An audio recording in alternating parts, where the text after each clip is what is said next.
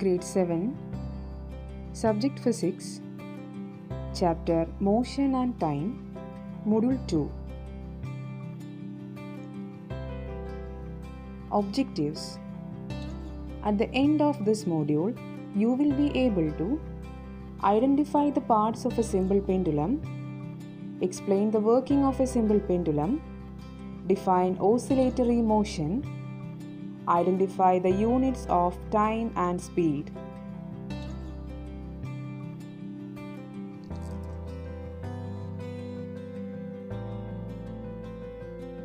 The working of clocks is rather complex, but all of them make use of some periodic motion.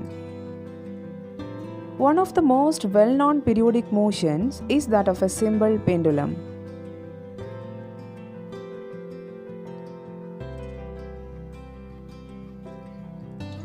A simple pendulum consists of a small metallic ball or piece of stone suspended from a rigid stand by a thread.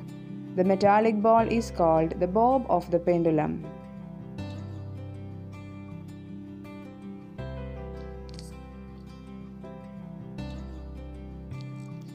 The figure shows the pendulum at rest in its mean position.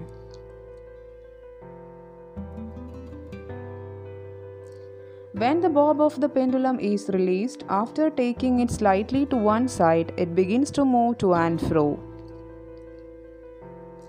The to and fro motion of a simple pendulum is an example of a periodic motion or oscillatory motion.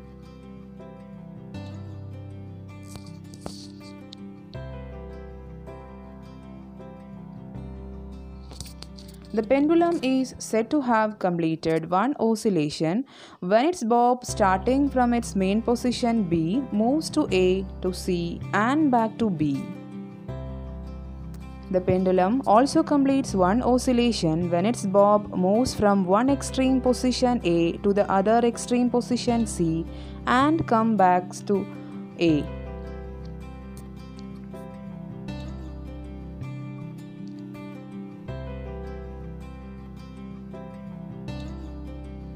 The time taken by the pendulum to complete one oscillation is called its time period. The time period can be calculated by dividing the time taken for number of oscillations by number of oscillations. Time period depends upon the length of the thread in which the bob is suspended. When the bob of the thread increases, the time period of the pendulum also increases.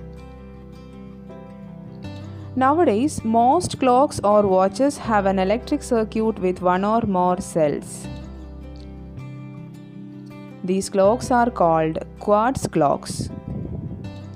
The time measured by quartz clocks is much more accurate than that by the clocks available earlier. Here you can see the oscillatory motion of a simple pendulum. The simple pendulum completes one oscillation when its bob moves from one extreme position to the other extreme position and comes back to its origin.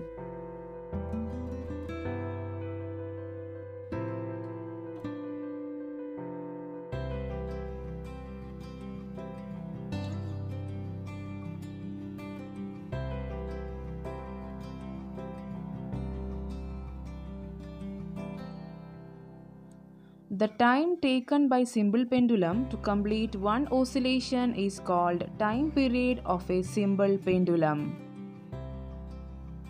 To measure the time period of a simple pendulum, we need a stopwatch. To set the pendulum in motion, gently hold the bob and move it slightly to one side. Remember that the bob is not to be pushed when it is released. Note the time on the clock when the bob is at its main position.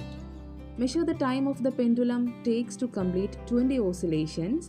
By dividing the time taken for 20 oscillations by 20, we will get the time taken for one oscillation or the time period of the pendulum.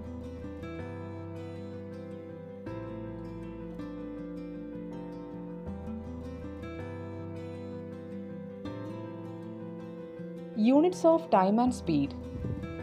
The basic unit of time is a second. Its symbol is S. Larger units of time are minutes and hours. The basic unit of speed is meter per second. It could also be expressed in other units such as meter per minute or kilometer per hour. The symbols of all units are written in singular. Example, we write 50 kilometer and not 50 kilometers. In this module, you have learned about the to and fro motion of the bob of a pendulum is oscillatory motion. The time taken to complete one oscillation is called time period. The units of time, second, minute and hour, and speed, meter per second, meter per minute and kilometer per hour.